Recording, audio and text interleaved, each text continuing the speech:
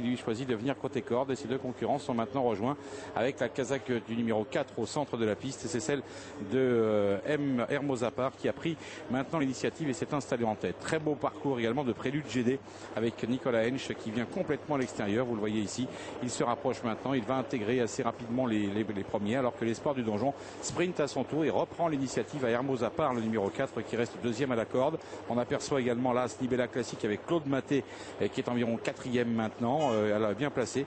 Et les chevaux, première disqualification à noter, celle de Only Way, le numéro 3 avec Loris Garcia qui a disparu des premières places. Le tournant, avec la sortie du tournant du Loup, pour l'instant en tête de la course, on a toujours les mêmes, à savoir le numéro 4 Hermosapar avec Mamiton, le 2 qui est bien placé déjà depuis le départ et qui se retrouve deuxième à quelques longueurs des animateurs. Pour l'instant, nous voyons un peu plus loin le numéro 7, c'est-à-dire Olympia Major avec le 6 Prélude GD.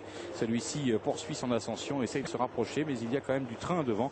Une course assez régulière pour le moment, impulsée par le numéro 5, l'Espoir du Donjon, et Jean Urose. Jean Urose au commandement devant Hermosapar, le numéro 4, pour aborder le bout de la ligne d'en face maintenant. On retrouve derrière à 2-3 longueurs toujours Mamiton avec le numéro 1, Nibella Classique, qui essaye de faire la jonction. Ils y parviennent d'ailleurs maintenant.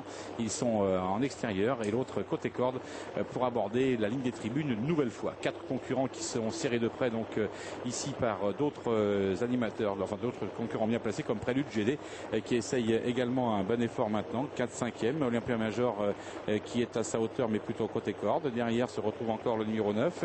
Il s'agit de Loustic de l'Ain avec Ostar d'Olivry, le 11 qui pour l'instant chemine à l'arrière du peloton, attendant avec Lucky Marceau de se rapprocher. On s'est bien regroupé aux tribunes. Sous l'impulsion toujours du numéro 5, l'Espoir du Donjon qui est le meilleur. Nibella Classique reste deuxième pour l'instant, accompagné à la corde par le numéro 4, Hermosapar, qui n'est pas mal placé non plus.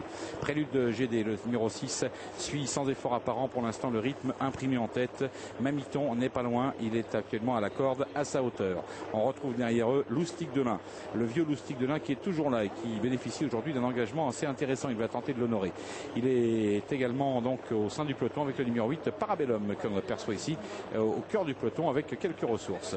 La ligne du bord de mer avec une accélération quand même assez prématurée, assez vive du numéro 5, l'Espoir du Donjon à nouveau, qui essaie de lancer la course maintenant.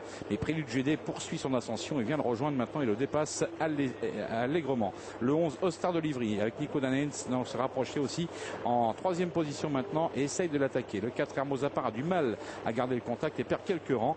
Essaye pourtant de regagner un petit peu de terrain, mais c'est compliqué. Le tournant final avec environ à 500 mètres de l'arrivée, Prélude GD, le numéro 6, qui a pris une belle option pour la victoire. Poursuivi toujours par le numéro 11, Ostar d'Olivry, qui passe en deuxième position. On aperçoit toujours derrière eux l'Espoir du Donjon courageux. Hermosapar qui essaye de se relancer, mais c'est compliqué. Et Mamiton qui a quitté la corde pour finir à l'extérieur.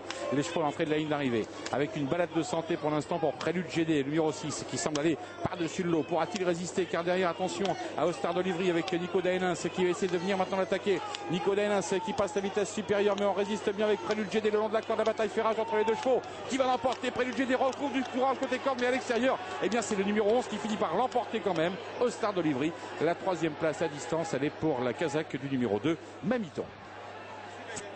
C'est ce qu'on appelle la lutte, une jolie lutte en tout cas pour l'arrivée malheureusement fatale à ce numéro 6, Prélude JD, pourtant mené comme il se devait par Nicolas Hensch, mais c'est finalement Ostar d'Olivry qui l'emporte pour l'entraînement d'Arnold de Mollema et la drive de Nico Daenens.